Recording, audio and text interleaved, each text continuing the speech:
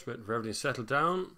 We are getting the stream going. We are live. It says live at the very top. Well, that's really good. I'm glad we're live. Welcome back to the Sunday service after whatever amount of weeks it's been since I've streamed live before. Hopefully you've all been taken by surprise by today. I got loads of emails this morning actually asking me if Sunday service is going to come back today or when it's going to come back or when you all want it. So I brought it back for today, and everything is okay. But you're very welcome to another edition of the Sunday service. We've taken a little break, just a little break. The most important part was I went on holidays for the first time in years, a proper week off. Went to France with the kids and the wife and did stupid stuff. Very little to do with cars, actually, fair enough.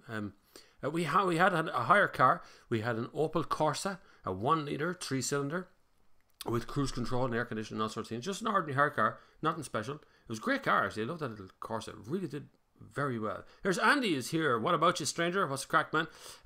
Thanks, Niall. Welcome back. Josh has come in. What was your first car? What was my first car? Was a Datsun Nissan Cherry.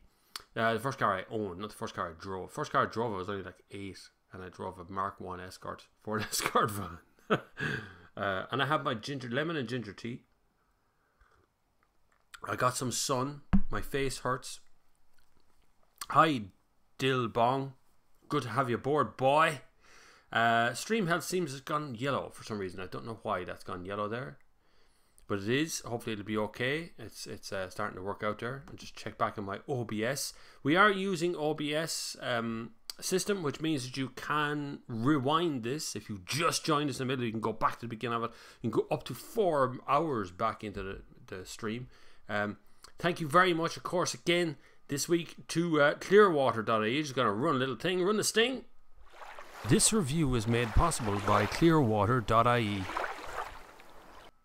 That's good, isn't it? Isn't it deadly? You can do that. It's just out of nowhere. GS540 says, thoughts on Tesla Model 3 in Ireland? Do you think it'll be successful here? I think Tesla would be successful if they couldn't find their hands with both asses. Tesla do very, very good marketing.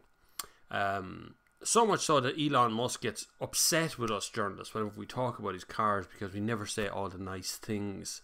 But Tesla, I like Tesla cars. I'm not a convert in that direction. It doesn't mean I'm going to want to run out and buy one. But Model 3 will be very successful here if they can back up the claims that they're doing with what they've got. That's what Tesla's going to be. They'll always be successful if they can become a real car company. Right now, it just looks like they're finding all the problems with being a real car company. I think that's what's really, really happening at the moment. But that's neither here nor there. It'll be fine. James McDermott says, hi Bob, great weather. It's a bit grey today. Yesterday I got sunburned. We're out in a place called Loch Bura. It's a wildlife reserve bog area in the Midlands. I think it's just inside Offaly. It's not far from Athlone. It's lovely. We brought our own bikes, our own bicycles. We cycled for 16 kilometers or something. Me and the fam went all over the place. We had a little picnic out. It was absolutely delightful weather. I'm driving a Mercedes X-Class this week, and it was able to cope with having 4 bikes in the back. It's probably the best thing I can say about the whole car. It's not a great car now, I have to say. It really does lack any of the refinements of what I expect from Mercedes. What do I think of the Mercedes C-Class facelift 2019? Looks good. C-Class never really sold that well in regards like something like a Ford Focus or whatever.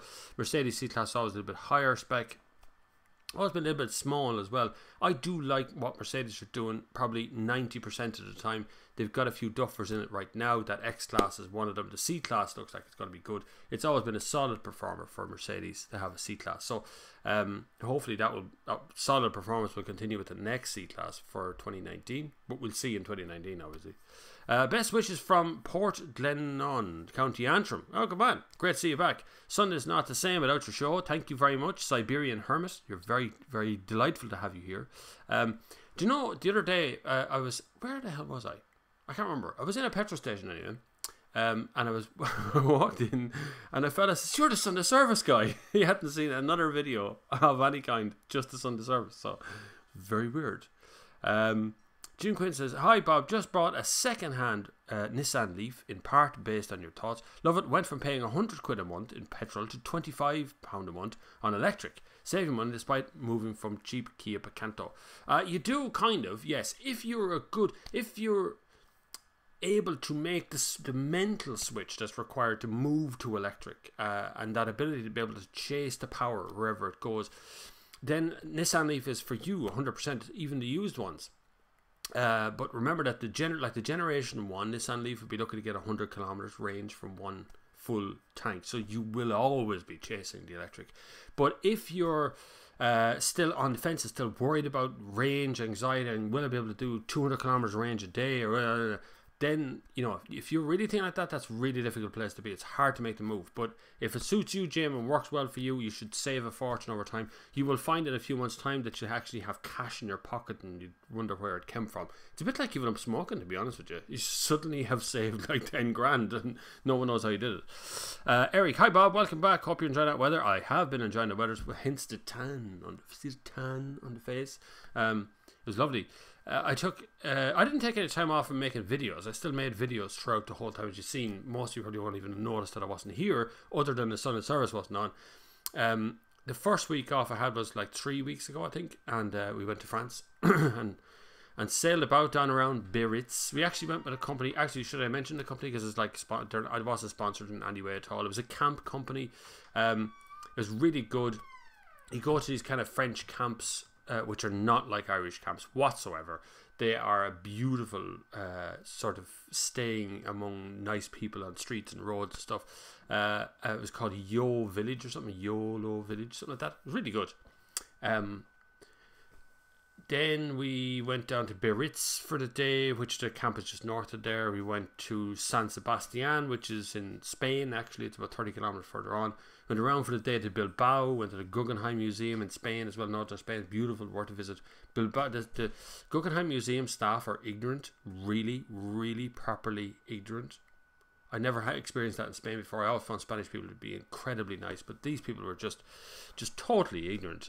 Not just to me, the people around me, not even people with me. I just heard them being ignorant a few times. So, but then we came back up to Biarritz and hung about that whole area, which is gorgeous. Went to see some caves, and it was just a beautiful, very chilled out holiday. I didn't really tweet or Facebook or nothing. I didn't do any Instagram stories, so nothing like that exists. We just went for the crack. It was great crack. But now back to work is what I'm at the moment. Back again, sinking heavy into work, and back into normal stuff tomorrow. And next week I'm on a trip. Mitsubishi's flying me over to Marseille in France to launch a car. So that's Thursday and Friday. If you want to follow me on my Instagram, you will see live what happens while I'm at that kind of a thing.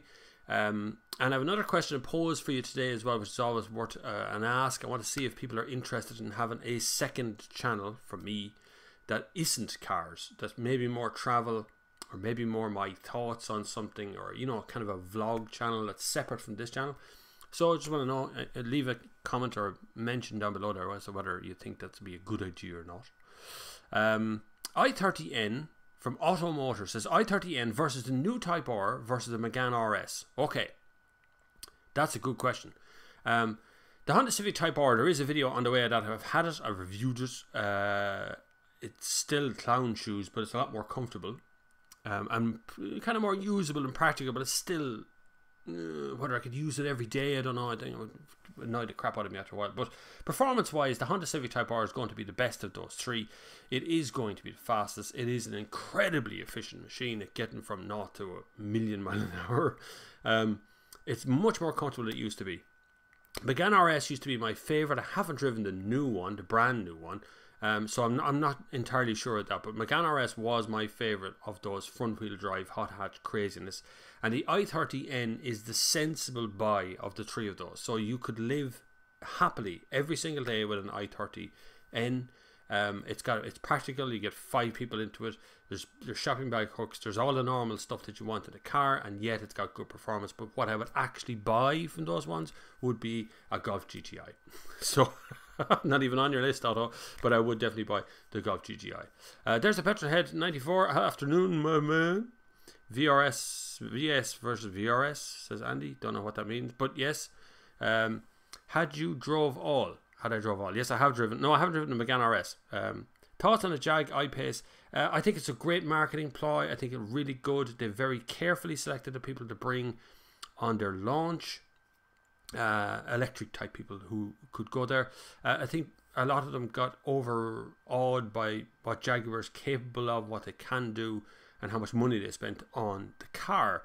Whether that translates into people actually wanting to buy an I-Pace, actually, getting there, I'm not sure. Whether we see them in Ireland or not, I don't know. Money here can be very expensive for those kind of cars, so it can be really difficult for people to get. I like the look of it for sure, kind of. It looks kind of funny. It looks like two fronts of a car that have been stapled together. I know it sounds weird, but the back looks a bit like a front as well. From the side profile. Mercedes C-Class is bringing a C300 petrol. Suppose it is.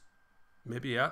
Skoda offering scrappage on the models except the VRS and Octavia Combi. The only model was looking at, do you think an individual Skoda dealer might give me the scrappage anyways? Individual Skoda dealers want to sell cars. But the scrappage money or any of that sort of scrappage money comes from Skoda Ireland. So they won't be able to get it under the radar to make the sale if Skoda Ireland don't want to do it. Talk to your dealer, really, honestly. Just tell them exactly what you're looking for, what you want to do, and here's how you're going to do it. They will come up with a solution. They won't let you leave the dealership without selling you something, right? So they will get you to buy whatever it is you want to do. The one I would take would be the VRS or RS, Octavia Combi. Great car, brilliant car, but if they're not offering scrappage on it, then you're in deep doo-doo, if that's what you have to do. Mo Carey says Audi RS4 Avant or Mercedes AMG C63S. I would pick the RS4 Avant any day. I think I have it next week. I think it is next week. I haven't looked at my calendar, but I think next week I'm actually driving the RS4 Avant. I would buy the RS4 Avant all day, every day. It is gorgeous. It is ultra reliable. I have never come across an RS4 or any of the RS cars engines being a problem. I'm sure the bodywork and things all get trouble, but engine wise it'll go forever. AMG have had some reliability problems over the last few years, so I'm not too sure whether that's a good idea. But leaving out the kind of practicality and the stuff, the RS4 Avant is such a subtle car, but you will leave everything standing in your wake from everywhere. I've already had it drive it, but I think I have it on the press fleet next week anyway. And he says, thanks for your views and talk on here. I finally decided to get what car to go for. A sensible 2016 A4 B9 Sport with a 1.4 TFI, 150 horsepower. Very well finished off car and smooth with plenty of tech. That's the way to do it, Andy. That's a good car. Yes, absolutely. A4 is a lovely car. 2016, good one as well. 1.4 TFSI, 150 horsepower has always been one of my favourite engines. It's a great car. In any of the Volkswagen range, it's a great car.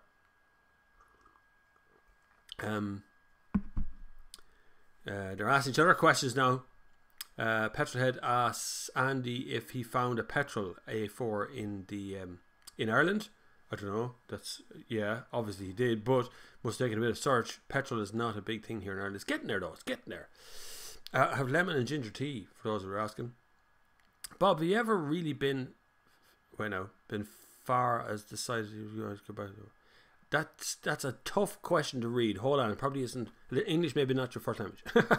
Bob, have you ever really been far, even as decided to use, even go want to do look more like? That makes no sense whatsoever. Reword that. Go to Google, put in your original language, and then give me back the Google translation of whatever that is. Eric Rochford says, Fran, sounded great. Fair play to you for switching off totally from social media. More of us need to do more often. Honest to God, if you want advice from me right now about mental health and physical health, 100% put your phone in a drawer, or at least just turn it completely off. I mean, you know the way you get on a plane and say, you must turn it to airplane mode or turn it off, whatever. Turn it off. Don't just turn it to airplane mode, just turn it off. Put it in the glove box of the car, put it in your backpack, put it somewhere else, and just spend, and this is the simplest thing I'll tell you right now, this minute, try it today, tonight, try it tomorrow morning, 4 hours, that's all you have to, I'm asking you, 1, 2, 3, 4 hours without that phone being turned on, without looking at a laptop, without looking at it, and just spend 4 hours in your own brain. It will be the most enlightening 4 hours you've ever had. Your first hour will be spent bored out of your mind, wondering what people actually do during 4 hours with no time. Second hour, you'll have found something to do. The third hour, you'll be hungry. The fourth hour, you'll forget that you even had a phone. And in the fifth hour, you'll go, yeah, well, just check what I'm missing. And you turn on your phone and you realize you missed nothing. Nothing but negative codology is all you'll have missed. So, honest to God, it was the greatest thing I ever did. We left here on Saturday on the plane. We flew Ryanair down to Biarritz. I turned off the phone getting on the plane, and I didn't turn it on, I think, for 3 days. And on the third day, we only turned it on because I wanted to use Google Earth Maps to go somewhere. So I turned on the phone for that, and that was the only reason I turned it on. I didn't really check any emails, and that was brilliant. So, honest to God, get phones out of your life for a few hours of a day, and you'll never be happier. I slept like a log as well. Thoughts on the Audi Q8? Gorgeous. God, that is such a sharp design.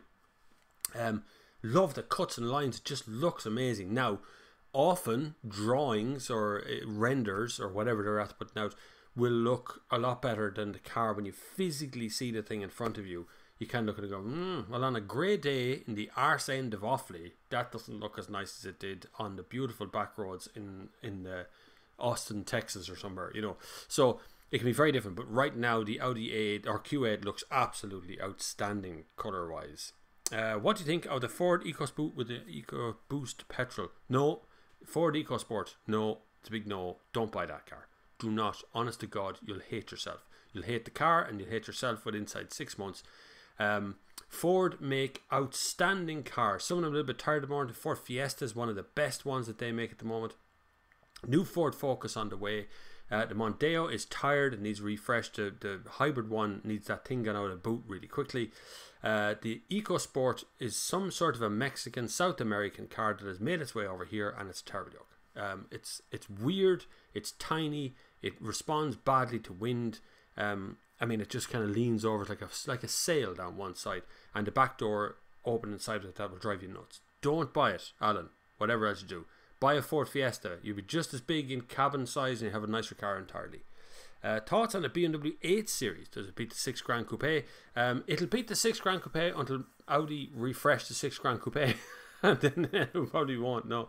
I don't know. I don't think the 8 Series doesn't look that great to me. It's nice, but I don't know. They've lost their mojo. I think because some of the design team left BMW. Some of the BMW guys have been taken away and have gone on to other cars, like I discussed in the Hyundai i30N. Bergman has gone from M division over to Hyundai, so there's a lot of that going on. But I think the 8 Series just doesn't live up to its hype look wise for me. Now that's just me personally looking at things. So it looks okay. I'd still be happier in the BMW 6 Series Grand Coupe, but I think even that's done its day now at this stage for me. The cars that are sitting at the top of the range these days are like Audi A8, the RS3. Still have Volkswagen California in there.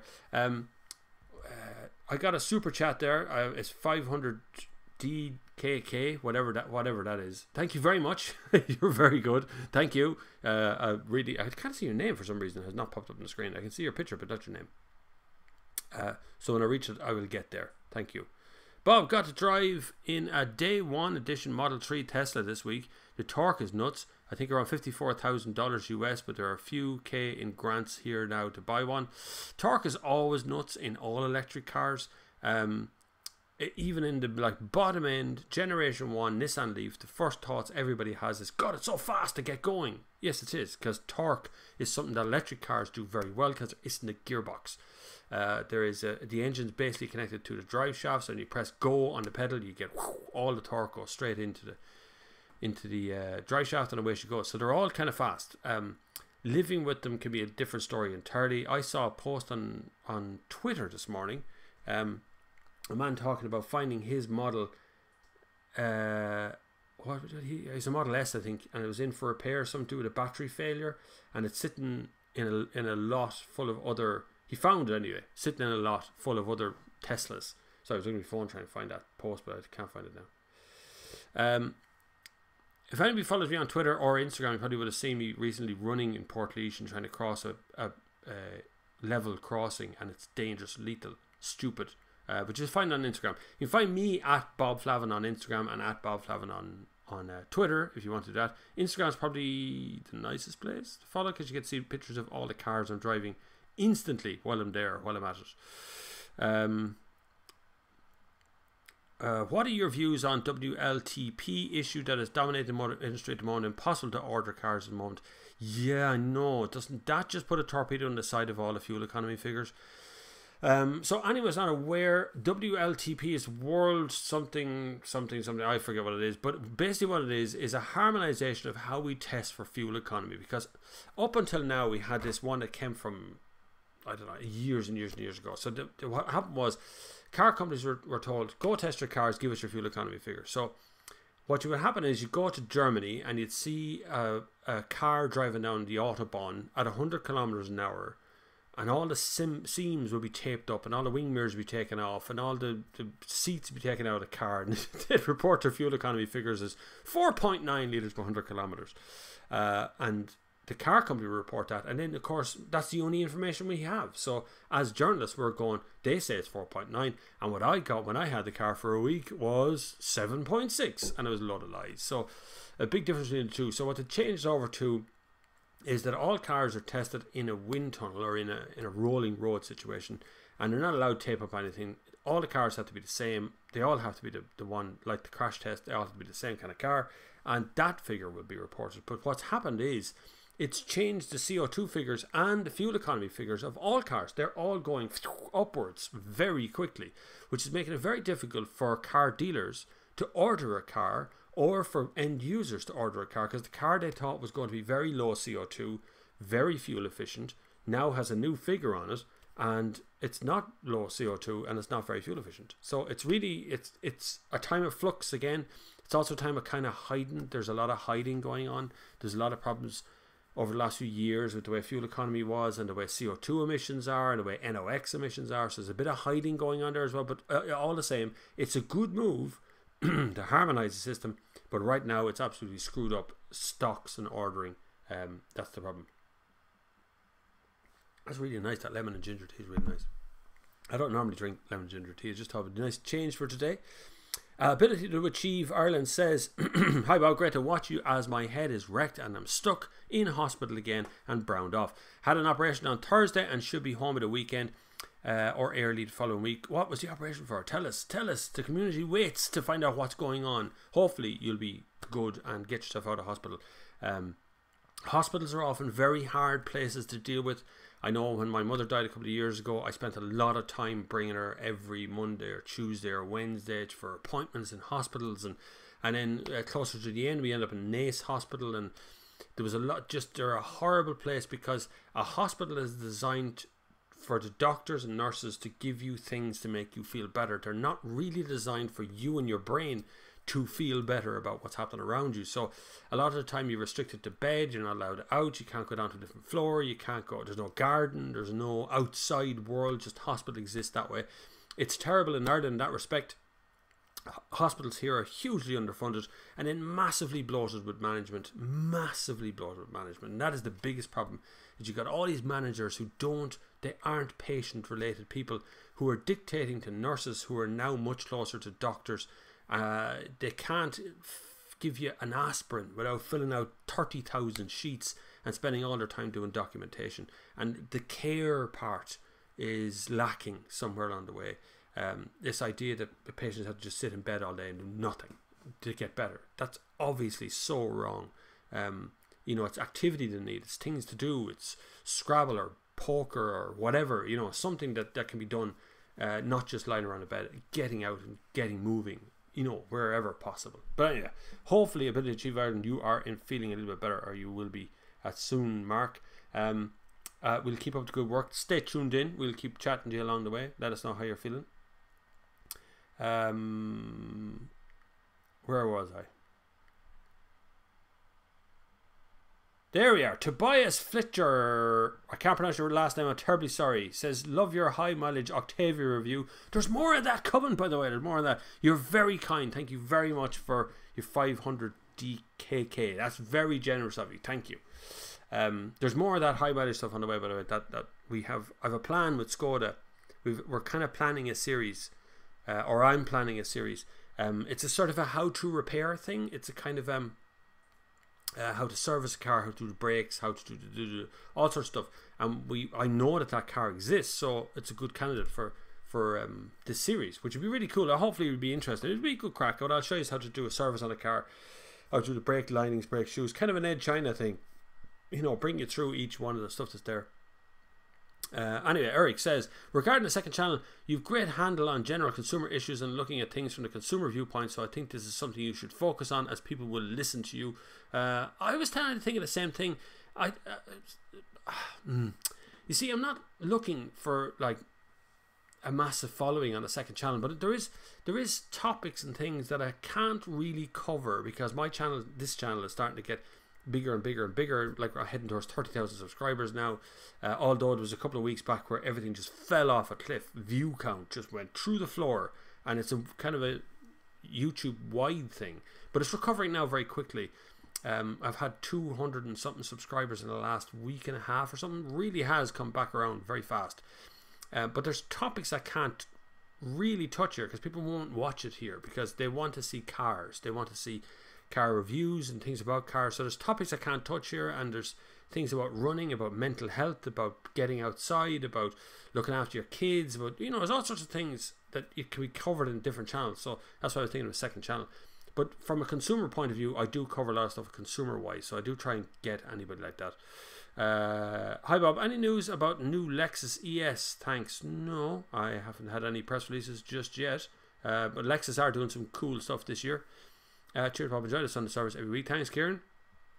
A couple of smiley faces there. Alan Thomas, doing the leaving cert now, but still want to watch regardless. Take a break. Look, at honest to God, if you're doing the leaving cert, this happened last year as well during the live stream. Lots of people doing exams and things around this time, and I did it on Instagram as well, talking to people there. The leaving cert, right now, the leaving cert is the most important thing you've ever done in your life, and I 100% get it. When it's over and you have your results, it will be an insignificant little blip that happens in your lifetime. And the chances of you actually using any information you get in the leaving cert in your real life in 10 years is probably zero. That doesn't mean it has to be something that you kind of kill yourself to try and get right and get your points and get everything else, try and get to college and all. Honest to God, it is such a small little window. You could stop doing everything today, and for the next 5 or 6 years do zip, lie on the floor and stare at a wall, and at 25 or 26 start a career and still have 50 years of a career ahead of you. It's such a small little moment. Enjoy your time now. Take the time off, take it easy. If you don't know by now, you're probably not going to know it, so, you know, chill out, Alan. You will get there. Tomorrow will come. The next exam is going to happen, whether you sit it or not. It's going to happen. It's going to be there. And then Tuesday and Wednesday, Thursday, Friday, and whatever else, you will get through it all. It will be there. But if you don't know by now, if you're refreshing your head, that's fine. Take a bit of time off. Watch a Sunday service. Watch something on TV. Go out for a walk. Go for a run if you're anyway physically exercise. Go for a cycle. Do something that has nothing at all. Physically do something that is nothing at all. Don't play video games. Nah. That's crap physical. Hi Bob, please tell us a little more about why Leon Cooper is better than the Hyundai i10 or other hatchbacks. It's not really, it's very equal. I literally had the Hyundai i30N and the Seat Leon Cupra Estate one back to back. I had the two of them back to back. The Cupra is it's about the same price, to be honest with you, not far off. How would I explain that? Okay, so Seat are a little crazier than Hyundai, but not much. The Cupra has a better brand name. The Hyundai is a first generation fast car, so they've a bit to learn, but yet they seem to have taken in all the right people to learn it in all the right ways. So they're about even, if I'm honest. They're about even, and even price wise, they're not that much different between the other, one from the other. I think the Hyundai i30N is a tiny bit too subtle unless you buy it in a weird colour, but the same complaint for the Seat Leon Cupra, so not far off. Eric Quattro, switching off for a few hours is definitely a top tip for us all to do. Take away today. Yeah, absolutely. Switch off, and that doesn't mean put down your phone and start looking at laptop or television. Honestly, outside is a wonderful place. It has funny graphics and sometimes you can get a bit glitchy here and there, but honest to God, outside is an amazing place. Yesterday when we went for a cycle, myself and the family, we took the Mercedes X-Class, which is the big Jeep thing, I managed to get the 4 bicycles wrangled into the back of the thing and put them on with bungee cords and stuff. We drove down. It's a good 40-45 minute drive down to Loch Bura. We took out the bikes. We got on. We had a little picnic with us. We cycled for about 10k. We pulled over. We watched a hawk or a falcon or one of those small birds catch a mouse. A couple of rabbits ran by us, and we came back and got back in the truck and drove back to Portlaoise, and it was an amazing time. And I basically never touched my phone once, so it's just an amazing thing to do, just to clear your brain. It's just get rid of your phone for a little bit. BMW 6 Series Gran Turismo. No, I don't like 6 Series. I never have. I like the 6 Series Gran Coupe. I like the 4 Series Gran Coupe. And I'm not really a big fan of the 4 Series. So it's funny how just adding a couple of extra doors makes the car totally different. Never really into the kind of standard 6 Series. Not sure if you talked about this already, but what are your thoughts about Ford no longer going to sell cars in the USA? Eric Rochford, thank you very much. You just sent me some money by PayPal. You're very kind. Thank you very much. Not sure if you talked about this already, but what are your thoughts about Ford no longer going to sell cars in the USA for exception Mustang, only SUVs and trucks? Ford car sales in the US have been declining year on year. If you start looking at the bare bones figures, they've never sold more cars than they sold the year before. Cars right now, apart from Mustang and that sort of stuff. But leaving out Mustang, thinking about things like the Focus, the Mondeo, the Fusion, and that sort of stuff that they sell over there, they'd never made good inroads. Yet their Ford F-150 has been a top of sales in the US for, I don't know, a donkey's years, right?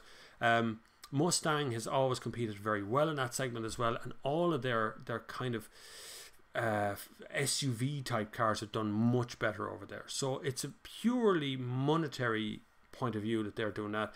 On the flip side of that, Ford UK, Ford Europe have never really sold a lot of their F-150 over here, or any of the trucks that they don't do very well.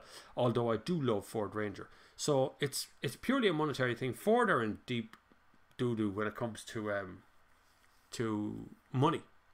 They're struggling. It's the worldwide thing. It's costing a fortune over to do this worldwide sort of stuff. It hasn't really saved them a lot of money to bring out a car here in Europe and in America at the same time and do it all in one shot. So it's a tough place to be, but Ford will get through it. They're a big enough company to survive pretty much everything.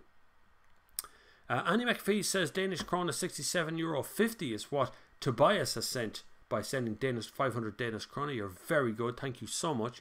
That's an incredibly generous contribution. Thank you. And for all people who've contributed over the last while, thank you very much. It's been huge. My Patreon, my PayPal, the super chat that's here, it's all been very positive. You're very good. It shows me that you guys want this to continue, that you want this channel to grow and continue growing as it is. So don't be afraid. Down below there's a list of links. You can use BitCurrency, Bitcoin stuff as well. There's those links down there, but the PayPal, Patreon are the two. PayPal being the best way, or super chat here, or Patreon if you want to do a sort of a drip feed thing, that's fine as well. Patreon's pretty good at that. Patreon has done well over the last while. I'm not looking for a huge amount of money, to be honest with you, but so long as I don't have to go to car companies looking for advertising, I'm okay with that. It keeps the channel free and keeps the videos coming. It means I actually get to do this regularly, and it works. Few trips coming up soon. I'm going to Monaco with Peugeot for the new 508. Top tip, the very first international trip I was ever on was the Peugeot 508. I was with Paddy Common and a few other guys back then. Actually, a couple of journalists were there. One of the journalists there was dead now. That long ago. I can't remember where we were. Anyway, I did the 508 was the first one, so this is a kind of refreshed new 508 coming out. It's in Monaco next month. I'm going to Portugal, I think, as well with Kia. We're going to do a Kia trip as well. And next week, I'm going with Mitsubishi to France for a launch of their car as well. So, a few trips coming up, a few more to come as well, that I'm just trying to find dates for, if I can get them. And this is going to be a really, really busy couple of months now coming up, in fairness. Also on WLTP, issue of a lot of manufacturers had to shut down production from May the 31st until August, when the majority of manufacturers purely dependent on their stock which is depleting very quickly. I know this is not going to change either. This is going to be a funny year car sales wise, really strange year. It's even going to be a strange year for consumers as well, because consumers are very confused by the fuel economy figures that people are quoting at the moment. Because some are quoting the WLPT figure, some are quoting the old figure, and the two figures aren't right. i30N is a great review, better than a Civic Type R. Not as much of a hooligan as a Type R, but probably a much easier car to live with. So to live it on a daily basis, I would prefer to see the i30N. But if you balls to the wall, fun and noise and pantomime and kind of freaky, loud, buzzy stuff, the Honda Civic Type R wins there easily. Thoughts on the 2019 Peugeot 508 SW? Looks gorgeous. I will be testing that in a few weeks' time. I'm going to Monaco to test that new car. It's launching there, so it looks amazing. But Peugeots always look amazing. They don't always relate well when you actually start to keep it for a little while, because they tend not to do interiors as well as the exterior. They tend to forget things like cup holders or storage units or places to put things. They go very visual. Would you recommend, from Andy Roarth, would you recommend the best electric vehicle at the moment, Toyota, Renault, etc.? Range wise, Nissan Leaf kind of wins at the moment, just pure physical on paper, but I find that the number that they put out on the 349 kilometers that they say the range is purely horseshit. It's just not, you can't do that. If I was driving from here to the end of the road every day, I could see getting that kind of kilometers out of it. But real world driving, I would say probably closer to 180 to 200 kilometers if you're minding your house. I did drive a Volkswagen Golf e-Golf all the way down to Kerry for an event. I spoke at an event called Electronomus, the European-wide electric vehicle event, an electric kind of propulsion event. And I drove an e-Golf, which hasn't got that range at all the way from here down to Kerry. No problem. We charged it on the way, it worked fine. It was the star of the show. 100% video coming from that very soon. It's difficult to do a video from that one. The one I would recommend at the moment right now is the e-Golf, if money is no object. It's a bit expensive though. It's like 45 grand here in Ireland. The other electric vehicle would be Renault Zoe. Is actually not a bad little thing. It's very Spartan inside, but it's got good range, but it is a big compromise because there's no back seat space really to think of, and the boot's a bit small. The Nissan Leaf is a great car, really good, will do good mileage and will actually get you as far as you possibly can be. But whether you can put up with it being what it is, Tesla's too expensive, not worth it. And Toyota don't have a full electric car just yet, although the Prius is probably one of my favourite. I do like the CHX, whatever that's called. Where are we? YouTube did a big account clear out. Yeah, I know. They dumped an absolutely jockload of accounts out there. Got hit. Even accounts that were kind of chasing me for a bit now are demonetized and gone or been removed, or they got rid of everybody who spoke anything other than perfect English. They got rid of anyone who swore. They demonetized any channel that couldn't reach 4,000 watch hours. In fairness, 4,000 watch hours is not much for a channel over a 12-month period. It really is not that much. But they got rid of everything. They said they brought on this new YouTube, was it Red or whatever it's called? No, it's not Red. They started series and they put Will Smith in it, which is an absolute insult to what YouTube is, but whatever. I mean, Will Smith's not a YouTuber, right? And never has been. But they gave him money to make a series on YouTube. Why didn't they give money to smaller YouTubers, to actual YouTubers? And I know they tried to fund PewDiePie before, and I like PewDiePie's channel. I think it's funny sometimes. They tried to fund him before, and he screwed it up by saying all sorts of bad words. But you know, bad words are words. Just depends on what way you want to work it out. But yeah, YouTube did a big clear out. But in the middle of it, all the view counts fell off the wall. Money went down. The demonetization. I had to fight fires here for a couple of weeks after we came back from holidays just to see what was going on. It was really difficult to see what was happening. Yes, I'd like to see you in tourism reviews, but just if you have enough time for cars. I still have enough time for cars. I have spare capacity. I've always had that kind of spare capacity going on. I think I could probably pump out like the biggest problem with making a car video is you have to go to the car. So you have to drive the car out to the back end of nowhere. It takes 3 or 4 hours to film a car, maybe more.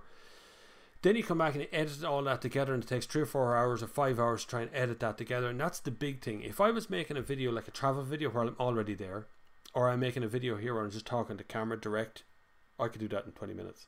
Like, it's no problem. So yeah, we can do that. Gavin says, hi Bob, will you get in a test a new Focus or A-Class anytime soon? What do you think of their looks? I like the Focus. Is Focus not in Ireland yet? Not even launched here yet. A-Class was launched the other day. I will be testing the A-Class very shortly. It's in the calendar. I don't know when. Someone has put it in the calendar for me already. But I will be testing A-Class. But the Focus isn't launched here yet. So that will be coming. A-Class looks good. It looks really good. I have to say, I really like the look of it now. I didn't like the look of the first one. I did like the car, but I just didn't like the look of it. Very compromised. But it's it looks better now, alright, yeah, for sure. Miminsk says, hi Bob, I noticed a smell of gasoline oil out of my new Accord 2 litre. The dealer said it was normal with direct injection. Do you think it will have impact on engine life? The dealer said it was normal with direct injection. If I was sitting in a cabin and I could smell gasoline, I would say there's something really wrong with the car, no matter what year it is. But it can happen. You sometimes can get a kind of a whiff of petrol out of the car when you're sitting there ticked over because it's sending unburnt fuel to the exhaust, so it's come back out. The only place you should get a smell from a car is from the exhaust. You shouldn't really be able to smell an engine in any other way when it's running. If you can smell oil or burning oil or any of that kind of smell from under the bonnet or in the cabin, there's a leak. The fuel is coming out of somewhere. So I would be concerned about that. If it continued, if every time I started the car I could smell petrol, or if I'm driving on the road I could smell petrol, I'd be very worried about that, enough to go back to the dealership and tell them, here, take it away from me, I don't want it. But it's not normal with direct injection that you can smell petrol. No, you should be able to start the car and it just sits there and makes noise and you can't smell anything. That's what should happen.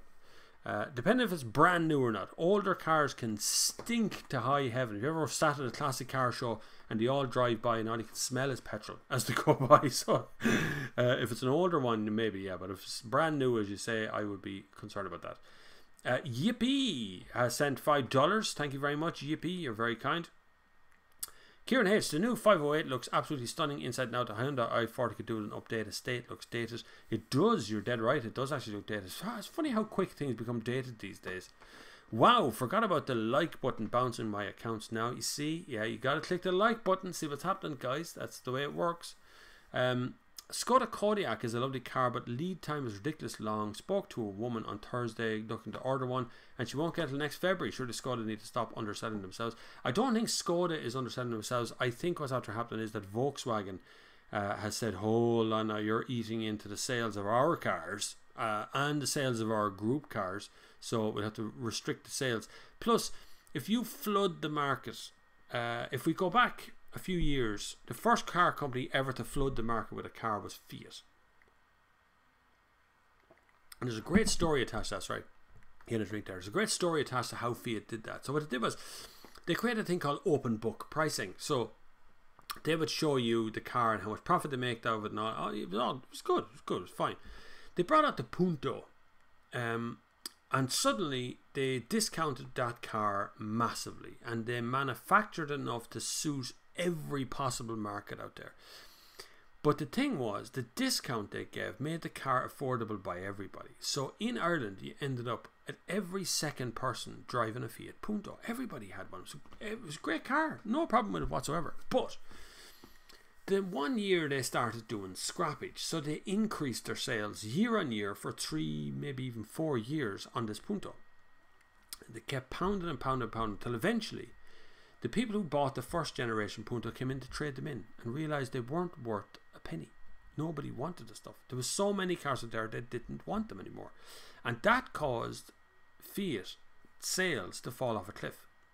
Now the market is flooded with Fiat Puntos. Fiat dealers don't want those Fiat Puntos back. The Fiat dealers now have a new Punto that no one wants to buy because they won't take a trade into the old Punto. And this horrible cycle begins. The problem is Fiat never really recovered from that cycle. It caused such a ripple effect over the next few years that suddenly Punto got a bad name. Now look at where Punto is now. It's still not recovered. Now they did this all over Europe. This wasn't just Ireland. This is everywhere. The second company that tried that was Renault. Renault did the very same thing with the Fluence, right? So that's been recently, and they did it with Megane a few years ago as well. They caused a scrappage scheme system to kick off, and away they went, and absolutely straight to the top of the market. They'd give you €3,000 more than the scrappage scheme was attached, so it was like $6,000 off a car. Basically, the car was nearly free. So what happened then was, we're in that same situation now where Renault have, the sales have fallen, sales for everybody's fallen, they've come away from the top of the sales charts. Luckily for Renault, they have a fleet of cars that look really good at the moment, so they can stop selling the Fluence so hard and go after the Megane and stuff. Fiat weren't in that same position years ago. Now Skoda could end up in the same thing, because they brought out some really good cars over the last while. They look brilliant, they go well, they've got great interiors, great exteriors, really well designed for Ireland. The problem is, if there's too many of them, they'll kill their own sales. It's like shooting yourself in the foot. So it can be very dangerous, it can be very good, it can be very dangerous depending on which way you work it out. So just bear that in mind.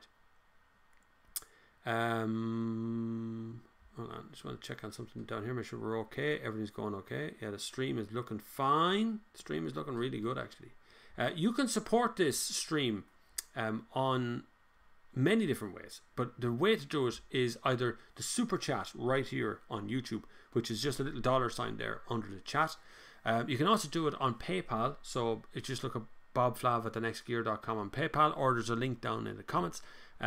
You can also do it through Patreon, so if you go over as far as Patreon and find Bob Flavin over there, you can support us on as little as $2 a month. £2 a month, like, to keep all these just channel free and keep it all running 100%. And it'll be back up to 100% over the next couple of weeks. It's going to be a very busy few months. Busy, probably two and a half months coming up really quick. But a big shout out, of course, to our big king sponsor, which is brilliant, which is clearwater.ie. You can check out his links down there as well. He does water cleaning products, so water on a commercial scale, so like airport size water cleaning products, really good. But it'd be great if you could support him as well. Go over to clearwater.ie, just visit the website, have a browse around, find out who they are.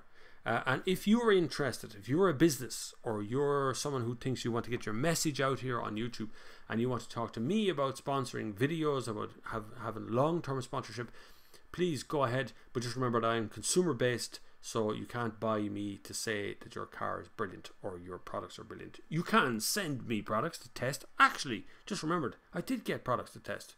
What did I do with them? I got headlamps. Hold on. I think I had them in my spare box here. No, not that one. This one. Yeah, look. I got a load of these things. Ugh. These things. It's a headlamp. I didn't know it was a headlamp. I didn't even know this existed until it was sent to me. Gear Best. You know Gear Best, the website? They sent me this. Hold on. I'll just open it here now a second. I thought I opened all these already. It's a very cool sort of replacement, direct replacement headlamp for your car. It comes in H7, H4, H1, all the usual ones. Here we go. Right. See? It's got all these little wires and cables and things, but it looks like that.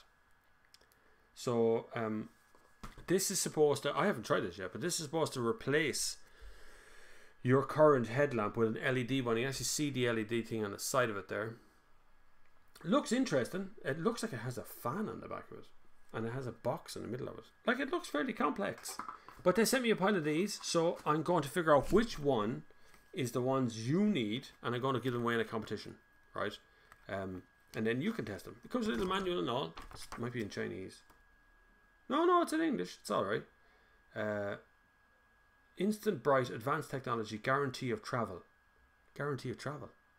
Non-destructive installation, instant all light up, intelligent cooling system, all-in-one design, use super bright Cobb LED chip, and built-in automotive grade fan. So there is a fan on the back of it to try and keep it cool, which must be this little bit here at the bottom. But it's really cool because it's not like, I can hold it right up there. It's not like a normal bulb, it's an LED bulb. But it looks like this looks like a H7, if I'm honest. The fitment wise, it does look like one of going like this. I haven't seen the colour of it yet. Like I said, GearBest sent out a few of them to me, and they also sent me a camera that I've put up as well, which is a automotive camera, you know, so put in the front window. But it very good packaging, I have to say. GearBest, really good packaging. Looks really the part. I haven't seen these in shops or anything, but you can get them on GearBest. So that is on the way. Lots of product stuff on the way as well. But like I say, you can't. GearBest sent me this, but before they sent me this, they actually asked me, would I endorse the product? And I go, no. You can send me the stuff, I'll have a test to see what it looks like, but I'm not endorsing it. But it looks okay so far, yeah. Kieran H says the Vectras and Insignia CDTI are really bad for diesel coming into the cabin from engine. If I could smell fuel in the cabin of a car, I'd run away. You shouldn't be able to smell the smell of burning fuel in your cabin. There's something wrong with the exhaust system there. To the Accord question, I had a 3 Accord from 2009 to 15. Never heard of that problem, and I would definitely get it checked out. Should not be a whiff out of an Accord with a DPF. There you go. Whoa, who was that now? Someone just sent me €20. Sean Smith, you're very, keep up the great work, he says. You're very kind, Sean Smith. Thank you very much. That will be going to support the channel, and actually I need to buy a new camera. I need to buy a lot of new stuff like laptops and cameras and things. Not particularly wrong with the laptop, it's just getting tired, and it's in constant use. You should see my desktop and laptop, it's absolutely crazy. But I need to buy, and I was thinking of buying a new camera. I don't know where to go from where I am, but we'll see. Where were we? Right. Reference smelling stuff inside the car, says Andy. With the possibility of the likes of exhaust leaks, etc., why do manufacturers not have built-in carbon monoxide detectors? Have been some tragic deaths of occupants. The tragic death of occupants are usually suicide related, I would suggest, for carbon monoxide, not because carbon monoxide just leaked in. But then I remember years ago having a little Nissan Micra that I picked up for like £50. I came back from New Zealand, living there. We bought the first car we saw on Dundee, or no, not Dundee, Buy and Sell at the time from the magazine. So crap Nissan Micra, but I knew I could fix it. But it had a hole in the exhaust, and the exhaust fumes, when we were driving back one day from Kildare to Tullamore, the exhaust fumes started to fill the cabin so much that I started to fall asleep. So I pulled over and put some gun gum on it and drove on. So you can get the smell, but only there's a hole in the exhaust. But you can hear the hole in the exhaust. I knew there was, but it literally filled up the cabin with the smell. It's terrible. I noticed the gasoline smell in the oil when I checked the oil, not the cabin or the outside of the car. I never had a car with the oil. Oh wait, no, okay. So this you notice the smell of gasoline from the oil in the oil sump. So when you pull out when you open the oil cap on the outside and look in, and you can smell petrol out of that. Still shouldn't smell petrol out of that. You should just smell oil out of that. So it's still. Cars are stinking yokes, but generally speaking, each smell means something very, very unique to itself. So if you can smell petrol from the oil, it's because petrol is in the oil, so it's leaked in there somehow, or it's got through the system. If you see water in the oil, you see water on the top of your oil, it means the water system is leaking in there. Doesn't mean the head gas is gone, just mean the water system is leaking. There's all kinds of reasons for all kinds of things, but generally speaking, you should not smell petrol from anything, or gasoline smell from anything other than actual gasoline in your fuel tank at the other end. You shouldn't be able to smell it coming out of the exhaust. Old-fashioned ways, carburetors were blocked up and you could smell petrol, or it's not burning it off. One of the cylinders isn't operational. If you have a car that has 4 cylinders, only 3 cylinders are burning, you will stink of petrol because it's just petrol just coming out of your exhaust, which is why you can smell it. So all kinds of reasons. It isn't right. It still should be fixed for you. I'd love to be able to get hold of, I love when someone be able to come over to me and go, what's wrong with my car? And I can look under the bonnet and do things. So it doesn't sound right here from the description you're giving us. It should be back with the dealership and getting sorted for you. Here's a good explanation from Andy McAfee, who's the reason I made you a moderator. If a petrol is mixing with the engine oil, it will eventually change the flash point of what is contained in the sump, and it is more common with diesels, can cause a runaway engine if it ignites. Correct. Yes, if petrol goes into the oil, it doesn't mean you're going to get an explosion, although that can happen. But it does change the flash point temperature of the engine, and you get this kind of run-on sound. Often you'll get a run-on sound. Accords do burn a small bit of oil, but I'd never had a smell of gasoline on my Accords I had. If it's under warranty, I would get it checked out. Having said that, they are a pretty bulletproof car. Just be careful where you buy your diesel. Yes, Hondas are. In fairness to Honda, they do a really good job at longevity. So they go forever, pretty much. If anyone's around Portlaoise today, later on in the afternoon, I'm going to go up to town where the Midlands Heartlands rally is on. That's on today. So it's a full car rally, you know, Circuit of Ireland type rally. And the lads actually, it's one of the very few stops where all the lads and all of the girls, lads, everybody, it's right in the middle of the town here. And you can go right up to where the repair the cars, and it's a service stop, and all the teams are there, and it's an amazing event. You get to meet all the drivers and all the team and everything when they're working on the car. It's been going on here for years in the town. So if you're up there later on, I'll be up there too. I'm going to talk about I know some of the rally drivers up there. I know some of the guys. A relation of mine actually does a bit of rally driving. Well, he's a navigator. Andy says, I assume the petrol from the gasoline, Mrs. Diesel Accord. If you fail DPF for generations, causing a run back. There you go. If it's a diesel one, did it say petrol one? Failed DPF. Is it a gasoline petrol? It is a gasoline petrol, so there won't be a DPF. No diesel particulate filter in that car. Car carbon monoxide deaths, I meant, were not the hosepipe ones. Was a case in the UK of young people found dead in a car parked in a residential street due to manifold leak. Yeah, well, that's absolutely positive. Carbon monoxide makes you fall asleep, which is the first thing it does, which is why they tell you to put a carbon monoxide alarm in your house. Because what it does is you just feel tired, you fall asleep, and then you don't wake up again. That's what carbon monoxide poisoning does. And it can happen with cars. All things that burn put out carbon monoxide. So your barbecue, your fire, your super sour, any of those gas-fired dogs, they all have carbon monoxide. You all have carbon monoxide alarms in your house, but we don't have them in a car, correct? We do have a carbon monoxide reader in a car, though it is in the exhaust system, which is why when you plug it in to the electrical system in a dealership, they're able to tell you your CO2 emissions without testing it.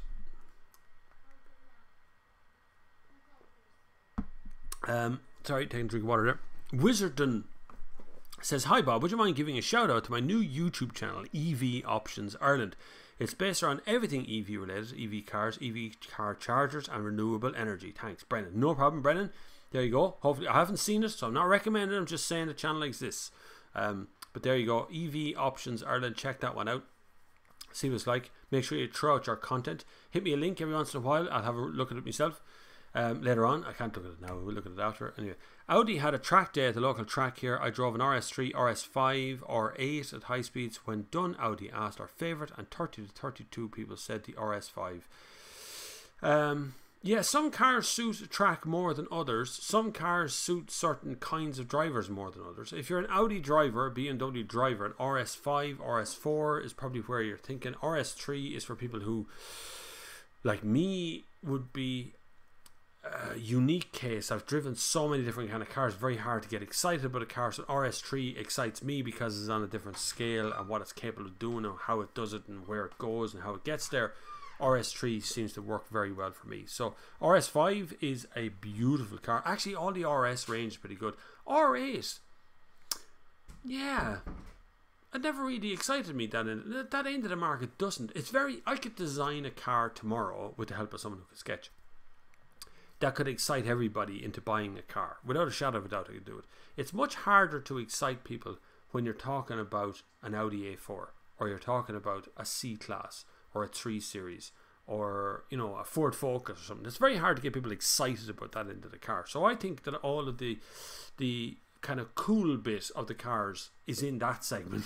So I find it very hard to, you know, to understand why people like Ferraris so much or like Lamborghini so much that they go mad for the stuff, you know. So you know, they have jackets and they put posters on walls stuff. I understand from a design perspective it's quite nice, but most of the time they're pretty dull to live with. You're never going to enjoy the car. JV says, hello from Nice after driving a 1256 kilometer drive from my hometown in Belgium yesterday. I have been in both in Belgium and Nice. Hopefully all things are going well in Belgium. I spent an afternoon, a lovely afternoon, having lunch and things in Belgium. after driving over from Germany. It was a weird place. Everybody has brown eyes. You got brown eyes? Everybody had brown eyes in Belgium. But down in Nice, everybody drives like lunatics. It's a lovely place to go. I love Nice, actually. If you ever get a chance to go down to Nice, it's a really nice place to hang out. It's expensive, but it's a very nice place to hang out. Down along the main boulevard there, takes you into Monaco. It's really nice. So if you have a nice drive down from Belgium, it is long, boring. Few tips for you if you're ever deciding you're going to drive in Europe. A few things I realised driving independently in Europe on my holiday. One, I had to buy fuel. I actually had the same car every day as well, which is very weird for me. I have to say, it's very strange to be in the same car every day in a foreign country. I'm normally in a different car, but so I hired a car, an Opel Corsa 1 litre 3-cylinder with cruise control, air conditioning. It was a very nice car. God, it's such a different thing to drive, and it's a right-hand drive rather than a left-hand drive. But lovely car to drive. Drove it around for a week. Can't remember what mileage it did. Quite a bit anyway. It was very good fuel economy in it. I put some fuel in it. But things you have to watch out for. One is France. French people. Good God, lads. The price of tolls over there is just extortionate. You could go across France from north to south. You'll do it fairly rapidly on the motorways, but like you're going to spend well in excess of €200 or €300 just to drive across the motorways. The back roads are really, really slow, much more enjoyable to drive, but really slow. They tend to the speed limits there are quite low. Second tip for you: if you're going to a petrol station in France, make sure you can pay cash. Right? Check out how to make payments, because there's certain petrol stations over there, particularly on the motorways, where they will take €100 off your credit card, even if you only bought 20 quid's worth of petrol. The minimum spends 100 quid. That extra money becomes credit that you can spend in other petrol stations for more fuel until you reach 100 quid again. It's a catch. It's a horrible catch, but it didn't catch me because I knew it already. But that it's something to really, really watch out for on your way over there. It can put a big hole in your credit card really quickly. Also, when you're hiring a car overseas of any kind, they take a deposit. So what you do is they swipe your credit card. It must be in the name of the driver. The credit card can't be the name of your wife or your partner or whatever it is. It has to be in your name. But they swipe your credit card. It can be from €700 to €1,000 on your credit card, and it's just reserved. It's not, they don't take it, but it's money you can't spend. So if you have a credit limit in your card of £1,000, you could actually just have no credit card while you're there. Bear that in mind. Next, see little tips like that the little travel people don't know how to do. They're useless. Most travel writers in Ireland are fairly crap, to be honest with you. Sorry, travel writers, if you're watching at the moment, but I don't mean that in a bad way. I just mean they often will just tell you what the press release tells you. They don't actually live the holiday. They don't act. They're only brought there. And I know from talking to travel, some of my friends are travel writers, but usually when it comes to travel things, what happens is a travel company brings them to a place and then sets up a pile of events for them while they're there, and then flies them back again. It's all done business class, all done 5-star hotels. No one ever lives the thing. No one ever goes and actually spends their own hard-earned money on stuff and doing things and trying to find events. Whereas I was determined, even though every car company, and big shout out to Volkswagen, the minute I said I was going on holidays, the first question on them was, do you have a car? Do you want a car? Do you need a car? We'll get a car to the airport for you. No problem, be done. So massive thanks to a number of car companies who put their hand up in the air and said they would do that, but particularly Volkswagen. It was the first question. It was great. I was just taking time out, so I was cancelling cars and moving stuff around and things. It was just like, do you want a car? But so for me on that holiday, I was determined 100% to not get involved in getting anything, trying to get anything free or trying to get anything, gratis, or trying to get in touch with Ryanair or trying to get in touch with Eurocamps or any of these kind of organizations to go, I can write you an article or make you a video or whatever.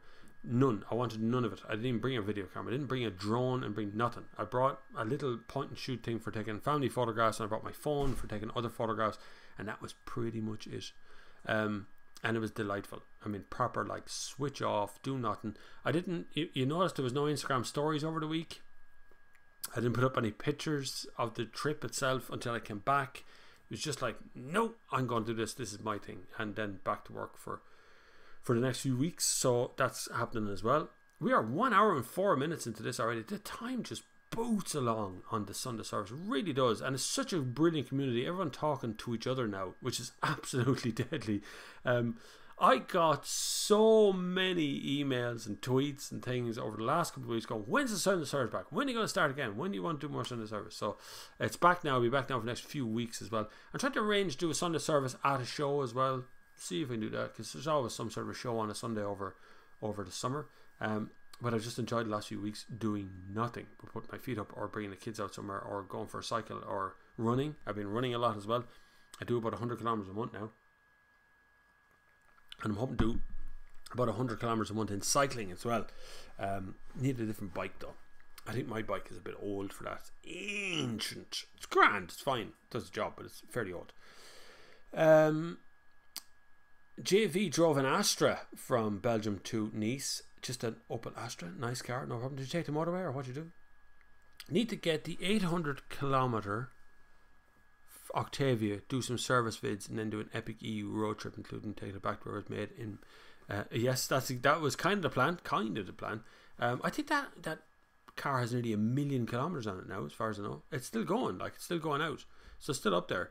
I'll let you know in the next couple of weeks what's going to happen with that for sure. Just Skoda's looking at a few bits and pieces, and I'm also looking at other things. Well, I don't necessarily want this to be all, this is the best car in the world stuff. We're going to fix it and whatever.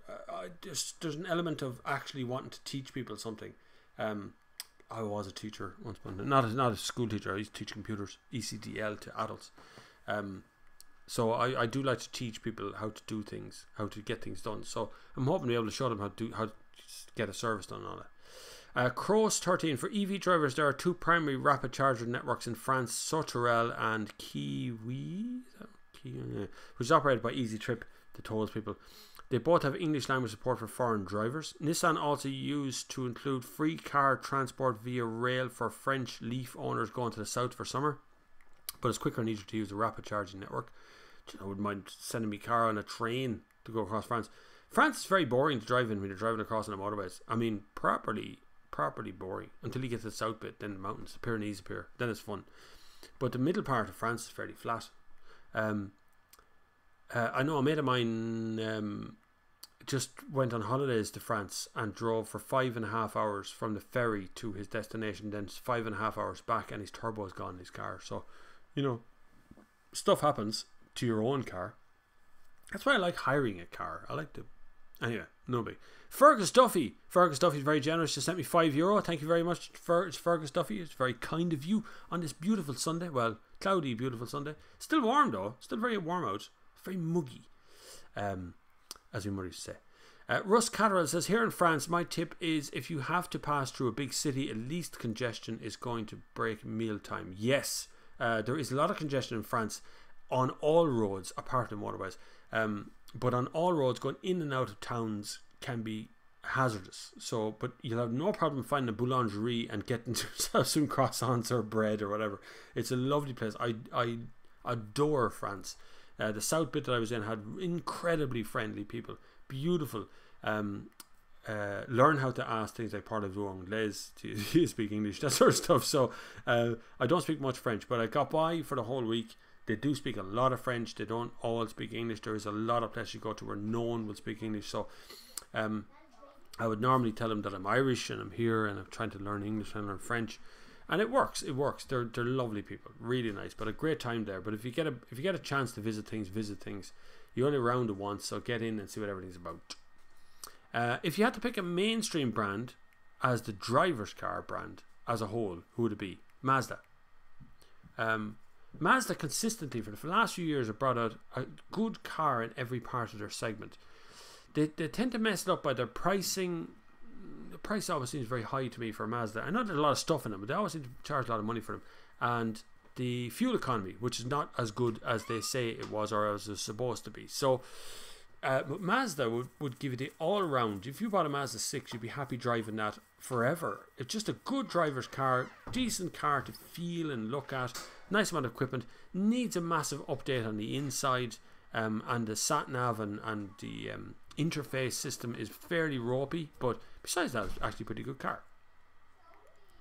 Howling Wolf 70. What a name. Howling Wolf 70. Just bought it. Please tell me you got a YouTube channel where you just stand in front of the camera and howl. There has to be. Anyway, just bought a 2015 Peugeot 3008 Allure. What do you think of those cars? One of my favourite cars that Peugeot's made recently. It's better than the 5008. It's a lovely car to drive. Visually astounding car.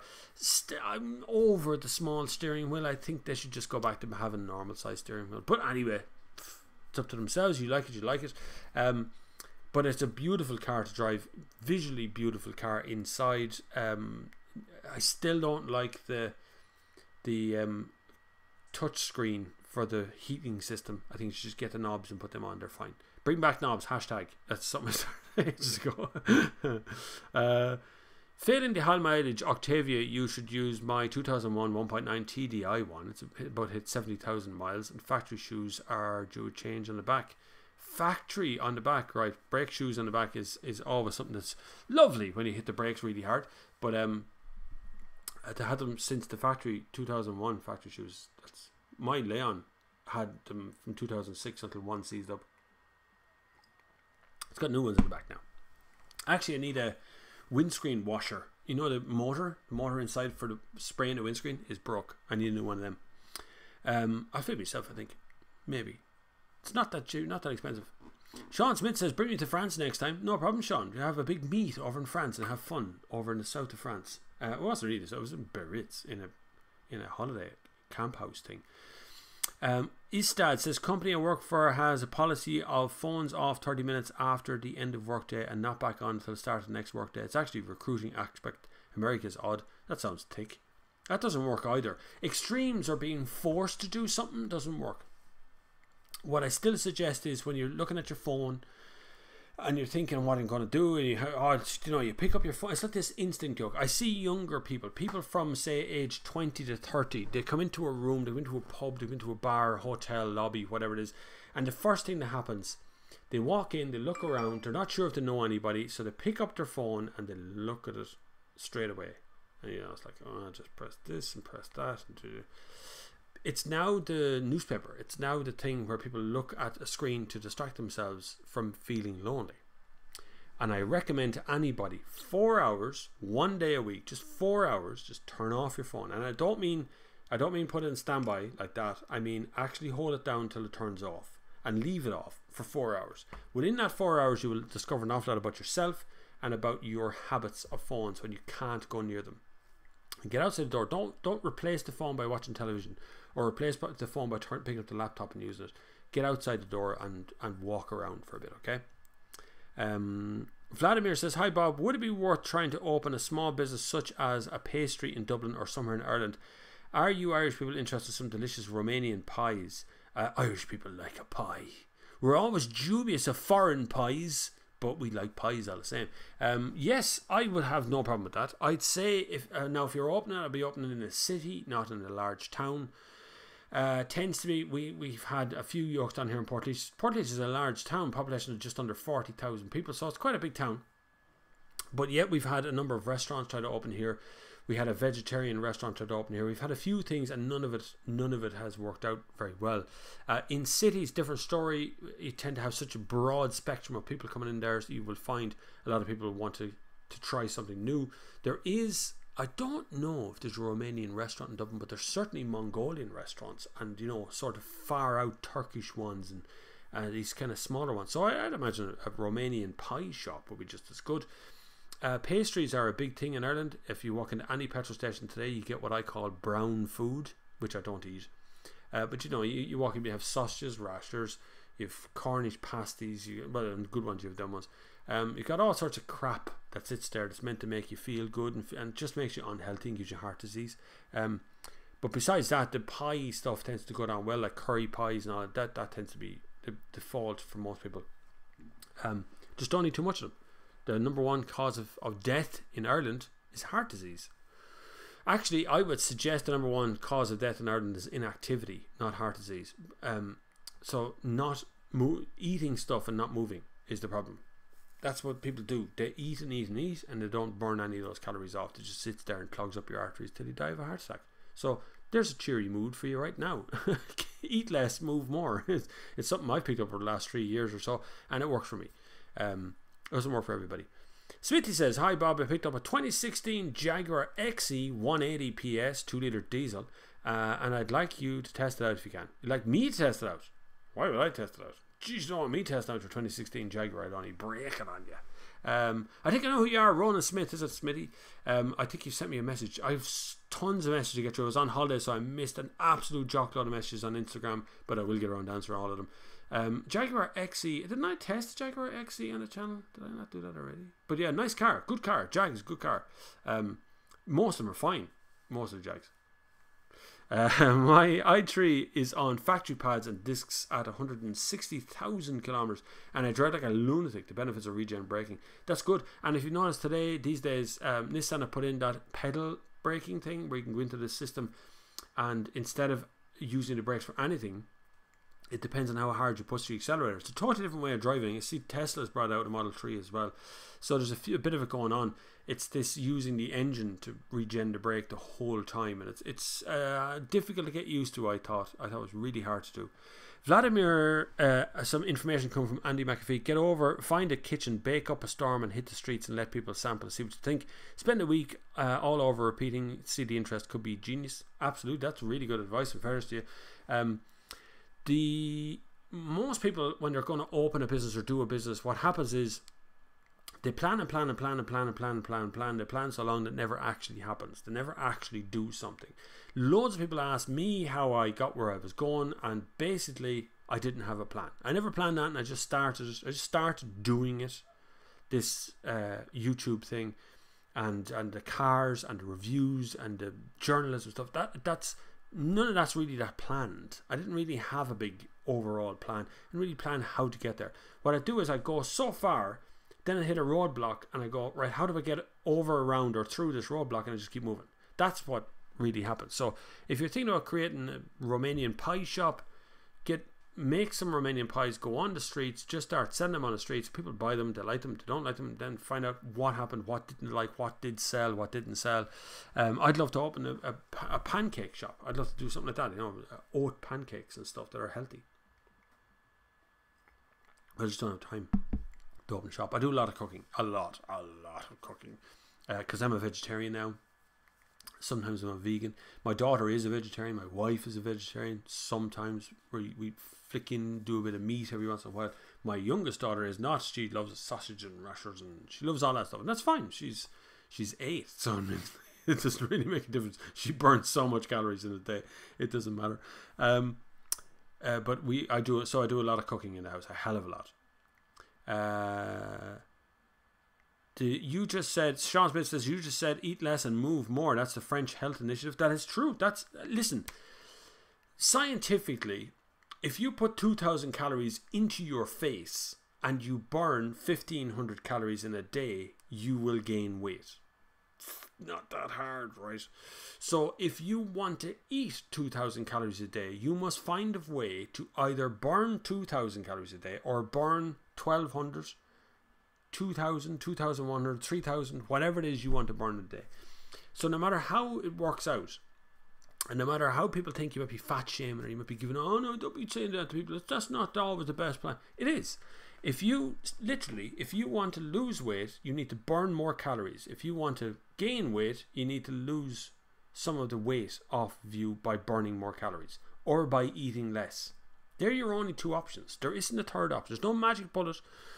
Weight Watchers, 99% of the time, most people fall off the Weight Watchers wagon. The only job Weight Watchers have really is to make you come every single week and pay more money.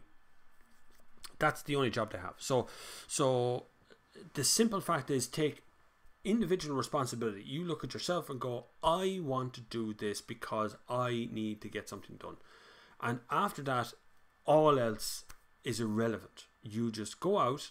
If I go for a run today and I do 10k, I'll burn about 1,000 calories in 10k. So 800 to 1,000 calories.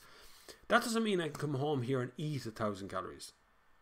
Okay, that means I need to eat something that's lean and low fat and 200 calories, and I will just lose weight, just like that. It just happens. You just start to lose weight, and that's it. So eat less and move more, or move more and eat the same. Whichever you want to do, you're still going to have to lose weight one way or the other. When you mentioned the Mazda 6, were you referring to a fresh one that just came out? It has an all-new interior. Yes, the newest one with the newer interior still has a problem with the interface. I'm still not too happy with the interface of the interior, but it's okay.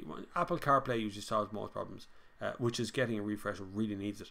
Vladimir, how about a pastry business in a van? Visit all the shows and fairs. That's a really good idea. Puck Fair, my father's town of Killorgan, has sales heaven for food and drinks. Definitely, that's definitely worth a try. Food van, any sort of out the back door stuff of a van would be brilliant. Howling Wolf 70, very good. Thank you very much. Just sent me £5 sterling, $4.99. $4.99. You're very good. Thank you very, very much. You've been very generous.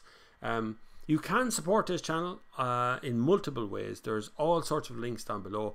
Everything goes towards trying to get more equipment or trying to find some way of getting more value from this channel to you guys as much as is humanly possible. So if you can do a PayPal, which is there, Patreon, which is also there, and of course a super chat here on YouTube itself, any of those is fine.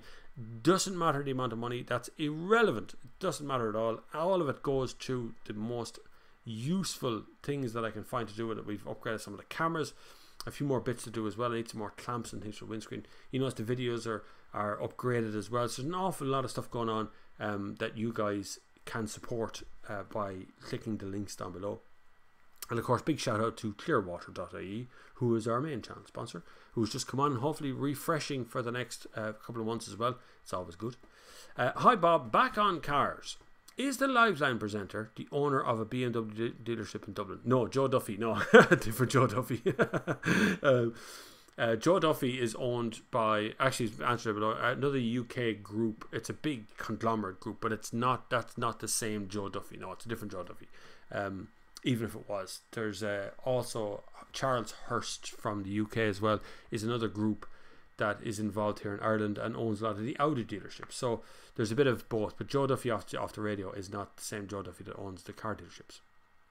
VW fan. Hi Bob, what would you think about a VW group starting car insurance? Have 28.4% of car sales. I reckon that would be a great move by their banking section, as already lending money. Why not insurance too? Insurance, as much as lending money is a big risk, insurance is a gargantuan risk for any company to do. But now Volkswagen could probably afford it.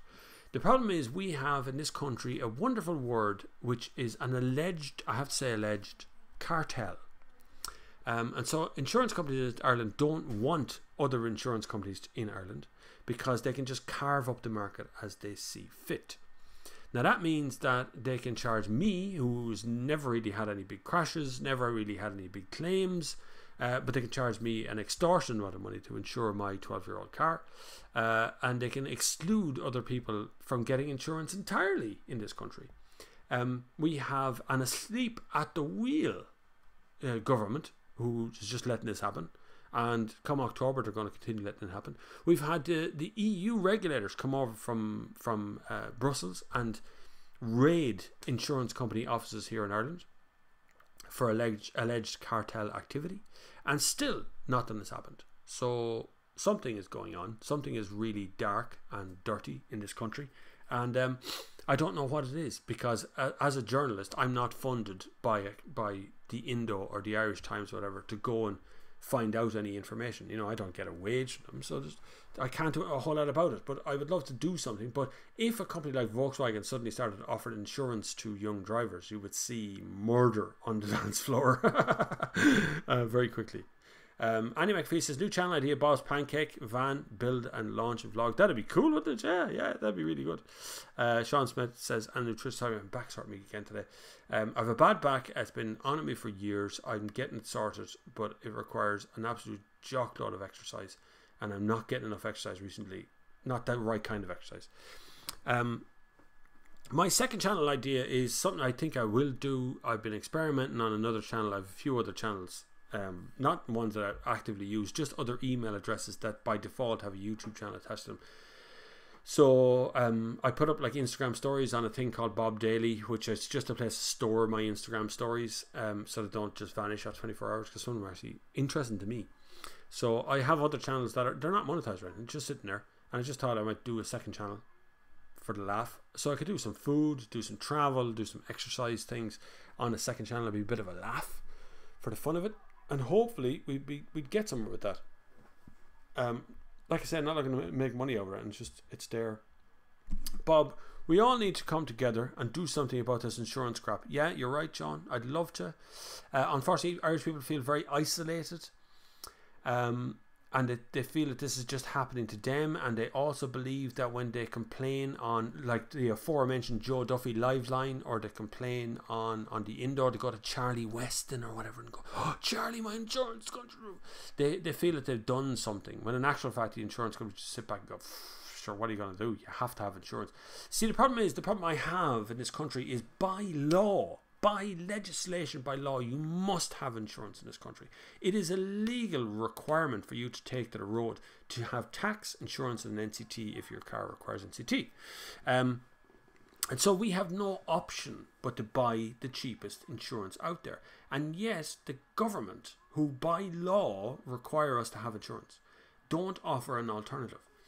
In the New Zealand model of things, where I lived, and in Australia, you, by buying petrol, buy third party on your car, insurance wise. Everybody, the car is insured from the moment it gets a reg plate. It is insured third party. So no matter who drives it, there is a level of insurance on it. And you're not going to get arrested. You're not going to, you can do that here in Ireland, because we actually have an insurance board here in Ireland as well, which if an uninsured driver crashes into you, you can claim against the government for them not having insurance, and they pay out through their insurance board. But the problem is, if you can't just get into a car today without insurance disc on the front window and drive it around, because you're not insured, that is against the law.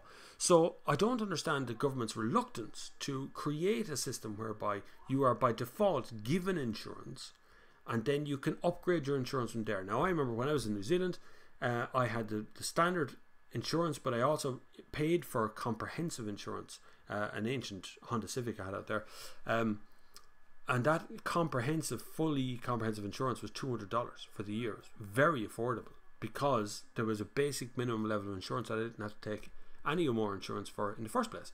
So that is where we need to be. And right now you've got insurance companies who are underfunded, who are overcharging people, who are excluding individuals because their cars are too old, in cahoots with people to try and get them into PCP systems, trying to get them to buy new cars. It is a sort of a cahoots thing and a sort of a cartel thing that's happening here in Ireland, and it needs to end. And I'm not big enough or well funded enough to go after them properly. But if it feels like funding that, then fair away. You know that I don't hold responsible things for advertisers, so I don't really care. Skoda UK does car insurance. They give you 5-day free cover in a new car, then quote you to continue, says Andy. Forced quote, basically. Skoda also does e-insurance, which does VW UK, but VW doesn't do insurance. You see, the UK market is a bit more open than we are, to be honest with you. One option is better integration of the European insurance market, allowing people to buy policies cross-border. Yes, that is 100%. I support that idea 100%. I should be able to ring up a French company and say, I want to insure my 2006 Seat Leon. How much are you going to charge me? That was the dream of the European Union, but of course Ireland closed that door very quickly. Oh, no, you can't be buying cars over there. You have to be buying them here in Ireland, so we'll just have VRT instead. VW doing insurance would be illegal in some places. That's why that whole buy, finance, insure it altogether thing steers towards anti-competition laws. There's no competition at the moment. Anti-competition laws aren't worth a fiddlers to you. There's no competition in the market for anything. You walk into shop after shop after shop and look at the price of everything in that shop, and there's the same price across the board. Everybody's charging the same thing, and the same applies for cars. You're talking about 100 quid or 200 quid the difference in the price of buying a car in a dealership down in Cork versus a dealership in Dublin. Doesn't really matter. It's all the same stuff. It's all sort of a fixing system where they all sit down and figure out how much they're going to charge for cars. They don't really go too far off that mark. Recommended retail price is a terrible thing. Hardly anyone competes. Sorry for the rant. That's just my own thoughts. I'd be happy to walk into a dealership and go, how much is your insurance? 200 quid a year. Great, I'll buy your car and I'll take your insurance. No problem with that. So I'm trying to find a comfortable spot for my back. I know I keep shifting around on the screen and my head goes out the top of the screen, but my back is killing me. I think I remember hearing on adverts 1 year free insurance with some new cars. Yeah, but that's through an insurance company. That's not given by the car company. They've done a deal with an insurance company on the car. With Jaguar Land Rover sales down 30%, are they in death spiral? I'll tell you why they're down 30% at the moment, particularly in Ireland. We're changing our commercial laws in Ireland. I think it's already come into force. So to get commercial tax on a vehicle in Ireland, the vehicle now must be separated from the cab. So my Mercedes X-Class at the door, that's a commercial vehicle, because the commercial bit of it, the bit we're going to carry pallets and things, is separate from the dealer, from the front cab. So the thought of buying a Land Rover Defender or a Land Rover Discovery and taking out the back seats, and there you have a commercial, that's gone. It can't exist anymore. And that has put a torpedo into the side of all of those cars, and Jaguar Land Rover haven't got a car to help with that sales. They don't have a car like the Mercedes X-Class or a Ford Ranger or an Amarok or any of those cars. So that's why there's a few of them around right now. I'd still buy an Amarok, to be honest with you, or a Ford Ranger. I wouldn't. Mercedes X-Class is crap. The EU allows it, but some member states block it indirectly. There was an article 2 or 3 years ago of a driver in Ireland sourcing insurance from a German company as was cheaper. I haven't tried it. I don't know whether you can get insurance in another EU country. I think you have to have an office registered in Ireland, here in Ireland, to offer insurance here in Ireland. I would say that NZ insurance system is long gone. Sounds too good to be true. No, it's still there. My mates still live in New Zealand. It's still 100% works that same way. They have a basic level of insurance that's paid on petrol, same as tax. Everything is forced onto petrol and diesel. So if petrol and diesel prices goes up when they change the tax or they change the insurance system, it is a basic third-party minimum. That's why it works. So if you crash into someone, that someone gets paid. You get nothing. It's the basic of basic insurance systems. But it means that anyone can drive your car. Your car is insured. It's not just you. What we do in Ireland is we insure the driver. So I'm insured to drive any car.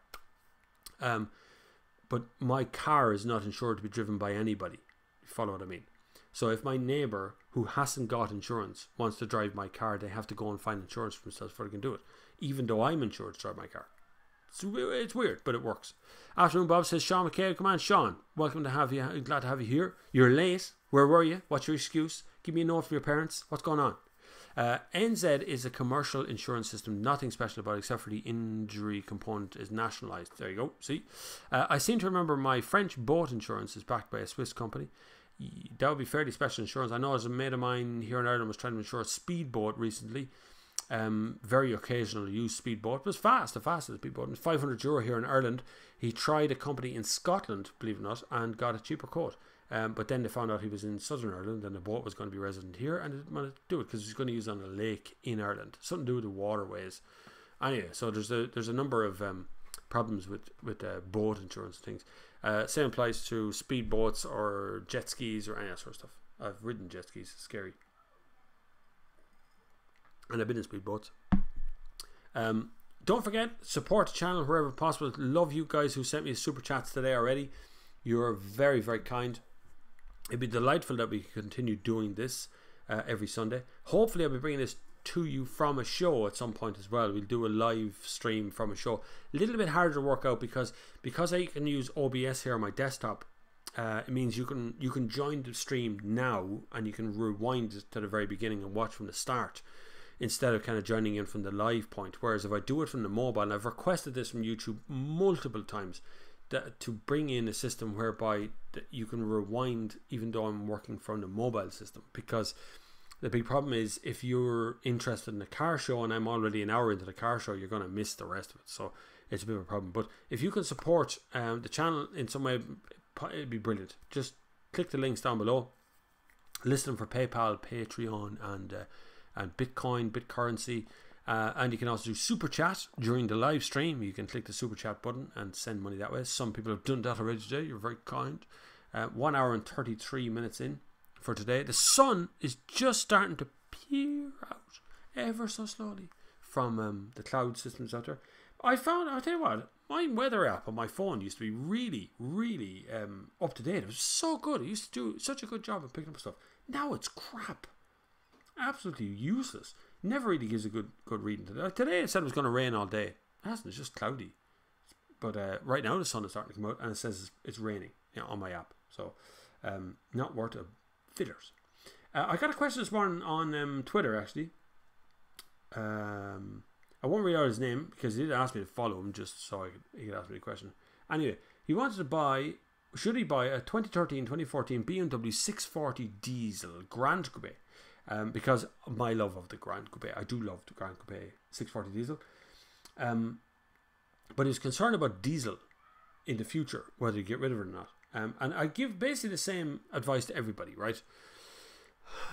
How do I explain it? For diesel things, right? If you're buying a car today to sell it in 3 years' time under diesel, don't. Because diesel right now, it'll come back, it'll be okay, diesel will be okay. But right now, it's under a lot of pressure to perform. If you're buying a car today on PCP and you're getting a guaranteed minimum future value on it, okay, go for it. Deadly, because it's going to be definitely worth that money in 3 years' time. If you're thinking about buying something that I've recommended to you, like a BMW 640 Grand Coupe or an Audi RS6 or whatever car it is, and you're looking at it going, God, Bob says it was such a brilliant car. Do me a favour, before you do any of that, just go to a website, any website that sells tyres, and check the price of the tyres for that car. Because if you can just about afford a BMW 640 Grand Coupe and you buy it, and in 12 months' time, you need 2 shoes on the back of that thing, and they cost you €1,200, €1,300, €1,500 for 2 tyres, right? Then you're going to hate me because I said it was a great car. I only review the cars. I don't really I don't look at the price of parts on it, but tyres are a great leveler. The price of tyres is a great level out for the whole wide world when you come to look at the price of things, because it's not made by the car company. It's made by the tyre company. That's what happens. Satellite road pricing per kilometre with insurance rolled in per kilometre would be a great replacement for road tax. You see, my thought, and I wrote to the government on this, and I wrote an article for the Indo on this as well. My thought, I was on the radio, I was not everywhere talking about this, but still it hasn't happened. If you think of how much money we spend on collecting road tax every year, now I mean by that there's a giant tax office here in Portlaoise. That's a road tax office. It's giant, it's huge. It's got to have maybe 20 or 30 employees in there. But forget about the employees things. Think about the tax office. Think about the guards standing on the side of the road. Think about the court cases that never amount to anything because a guy hasn't paid tax in 12 months. Think about going to the guard station to write your car off for the next 3 months. Not for the months that were actually off the road. You're trying to write your car off for 3 or 4 months. But you're predicting you're going to keep it off the road for 3 months. It makes no sense. This whole system is wrong. Now imagine if you could go to the petrol station and you paid €2 for a litre of petrol. Bear with me. The 50 cent or so that's between what it is now, is nearly 150 at the pump anyway, and €2 pays your motor tax. It pays your third party insurance on your car, right? And it pays for your NCT. Imagine that. Can you imagine that? Imagine how many people buy petrol and buy a car and not even think about any of the stuff that goes with it. It'd be so easy. I could do it at the stroke of a pen tomorrow, but I'd need to be in the right ear hole talking about it, and won't suit a lot of people. Get a lot of resistance from that. But to be all whatever about the NCT part of it, you do without that part. But certainly you pay your tax and a basic level of insurance tomorrow in Ireland for 50 cent on the litre, 20 cent a litre. I could do it. Andy says, when I lived in the Netherlands, I could purchase an insurance policy in the UK or any country I liked, as long as they would agree to cover me to the requirements of the EU. Normally the issue with the cross-EU insurance is most companies only insure you if you're in the same country as them or that division of a multinational firm. Zurich is a big one for folks seeking cover. For the Irish bloke who got cover from Germany, man residing in County Kildare border, forced to source car insurance in Germany due to Ireland's high prices. I must look that up actually. I'd love to see how he got that. Look, we could start a pressure group. I'm sure there'd be some way of doing that, but you need a leader to go along. You need someone to be at the head of that and kind of motivate that. I don't have the time to do that, but I would certainly do the research on it. But again, research needs refunding as to how how it's to be done, who's going to fund this, who's going to pay for that sort of stuff. It gets out of hand very quickly. The issue of portability of no claims bonus in Ireland rears its head. Without a centralised system or rules forcing insurance companies to accept no claims from other EU states. That's a good point. Bob, talking about a Mazda, what do you think of the new MX-5? I'm sure about the shape, lovely 6-speed gearbox. Gearbox has always been really, really good on the MX-5. MX-5's lost its way over the last few years. I've liked it less and less with every single generation. I mean, as a car to look at and visually be in, I still love them because it's still the most affordable 2-seat sports car you can have. But it has lost its design ethos over the years and doesn't look as good as it used to. So it's getting there. But I'd still go with the older ones. I saw a man the other day. He looked so content. He had grey hair, sunglasses on him. He was in like a Generation 2, not the one with the flip-up lights, the one with the kind of round lights on the front. He was in one of those. It was a 1.8 litre. It was buzzing along. He had the top down, sun was shining, and he looked as content as you can be. And I'd say that car probably cost him maybe $1,000. It wasn't in great shape, but he loved it, and that's all that matters. So it's for that reason that I like MX-5, not because it's a great car to drive or zooming around corners or the most affordable thing or what. It's the emotion, the feeling the thing gives you. Coros 13 says those kind of plans have had launched so far have been very expensive. The cheapest around Mercedes-Benz, £1,000 a month for the cheapest plan. £1,000 a month? What are you talking about? It wasn't insurance, was it? Oh yeah, sorry I missed that question. Oh my god, sorry about that. What do you think of some companies offering car subscription services where one monthly payment gets you car insurance, etc., to get you periodically change models? As was said further down, very expensive. It would only suit someone who's doing gigantic mileage. Cheapest way to have a car at the moment is just to rent. If your mileage is low, you live in the edge of a city, the cheapest way is just to rent a car for a day or two or a week or whatever. You can rent a car from almost every dealership in Ireland. You can use the Go Car service, which I see a lot more of them around these days. There's so much stuff you can do out there besides just owning a car these days. PCP is like leasing. You can lease a car. There's all kinds of ways of getting a car.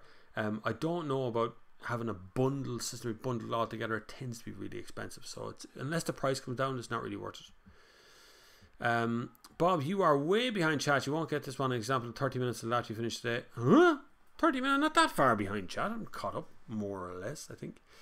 Sorry, there is a lot of chat today, and I do try to answer every question. Where was I? Effectively rental. Yeah, you're kind of rental the car. It's all down to individual insurance. In the UK, most companies for no claims discount if they were earned in the UK or select the country they were from, and they offer discount on them. Non-UK means they have to verify manually rather than the UK's MID motor insurance database. UK having 70 million folk means competition allows such things. Too handy for insurance to be awkward in Ireland. It's true. No claims bonus has been an issue for years. It's funny how they say we're giving you 70% no claims bonus on your car. You've got 25 years worth of driving, and your insurance is going up. What? So you tell me that, like, if I pay 900 quid, 1,000 quid for insurance this month, and next month I get a 70% discount, that it's going to be 1,000 quid again because the price of insurance went up. It just, look, no one's minding it. The insurance regulator, if we even have an insurance regulator in Ireland, is asleep at the wheel and is not doing a damn thing for Ireland. Nothing but another quango. They do nothing to enforce what insurance companies should be able to do in this country and how they can charge for insurance. It's a ridiculous situation that I could go get whiplash today and tomorrow be in court and get 20 grand, 25 grand for what? For what? Like, it makes no sense. The numbers make no sense. Now, that's not to say that you shouldn't be able to take a court case against whiplash, but I think most people's instinct in Ireland is a tiny little rear end yoke requires an ambulance. That's it. I see crashes in France. I've seen crashes in Germany. And I'm talking about low speed, small crashes, and people get out and they exchange insurance details and they go home. That's it. There's not even a cop involved, right? So, but in this country here, it's like the whole world ends. And that's what happens. So it's an unfortunate thing. I was actually attended a crash the other day. Just outside Portlaoise, a car flipped onto its roof. A hire car, a Volkswagen Jetta. and landed on its roof, and an older gentleman was driving. He'd fallen asleep for a moment at the wheel, I think. Lovely man though, lovely man. I put him into back and got him stable. I've done first aid for years, so I had no problem attending that. We turned off the ignition, we got his phone, we got the ambulance. The Gardaí were brilliant. They shut down the roads. They cordoned off the whole area, but they left me in there. So it was, because we were chatting to the guy. He was a really nice chap. It was a lovely time, lovely. But unfortunately, it had to be upside down in a jet. We were sitting in the roof of the car chatting about where he was going, what he was doing home for bank holiday, and flew in that morning, heard out a car, and he reckoned he kind of dozed for a second, or but there's a bottle of water in the front footwell, which I think he was having a drink of water as well, maybe lost control just for a second on a motorway. So it happens, and it happens very quickly, and I watched it happen in front of me, and it scared the crap out of me, just seeing how quick, like that, he was on his roof. Anyway, I had VW insurance when I bought my Seda Beat, the FR brand new. They offered it as free products for 1 year. I can see how car dealerships now offer their own insurance. There's some offers in Ireland that I've seen do this as well, offering insurance with the car for the first year, but it's usually done in conjunction with someone like AXA Insurance. It's not done by Volkswagen or by Seat themselves. It's done by another car insurance, a proper car insurance company, one that just does that. I live close to the border, and I pay £250 a year for insurance, fully comprehensive, all bells and whistles, and I live down the road. I need to pay £1,600 plus. Madness. Absolutely true.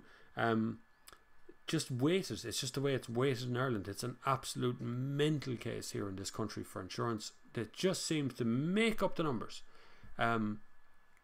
I heard from an individual who shall remain nameless because he's a source of mine, that there was a meeting a couple of years ago in Dublin of all the main insurance companies in a hotel, and they discussed fixing the price of insurance and making sure it was going up because they were underfunded by EU, and that there is evidence, 100% evidence of this meeting taking place, and there is minutes of that meeting, and no one wants to talk about it.